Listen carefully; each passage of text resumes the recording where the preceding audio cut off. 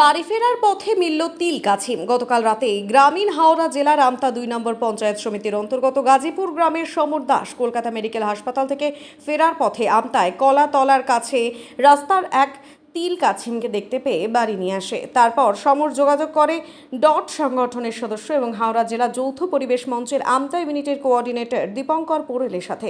দীপঙ্কর পোরেল এই সংবাদ পাওয়ার পর তার বন্ধু বিল্টু রায়কে নিয়ে সমর দাসের বাড়িতে গিয়ে তিল কাছিমটিকে উদ্ধার করে তার আবাসস্থলে ছেড়ে দেয়। এরপর দীপঙ্কর এবং সমর আরও একবার সকলের কাছে একান্ত অনুরোধ করে বলেন, এই তিল কাছিম বর্তমানে প্রায় বিলুপ্তির পথে, তাই এগুলোকে মারবেন না, খাবেন না, বাড়িতে পুষবেন না। এই ধরনের প্রাণী উদ্ধার করুন, সংরক্ষণ করুন, অন্যের কাছে এই বার্তা পৌঁছে দিন, বন্যপ্রাণ এবং জীববৈচিত্র্যকে রক্ষা করুন।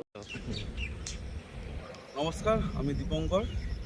এই তিল কাছিমটি গত রাত্রে আমার এক ভাইপো সমর দাস রাত্রিবেলা মেডিকেল থেকে ফেরার পথে এই তিল কাছিমটিকে রাস্তায় দেখতে পায় এবং সেখান থেকে উদ্ধার করে এবং এনে তারপর আমার সাথে যোগাযোগ করে। আমি সেটাকে উদ্ধার করে ও তার পুনরায় আবাসস্থলে ফিরিয়ে দিতে চাই। এবং সকলের কাছে আর একবার অনুরোধ যে আপনারা প্রত্যেকেই জানেন বন্যপ্রাণ আমাদের সাথে, জীবনের সাথে, পরিবেশের সাথে ব্যাহত হচ্ছে।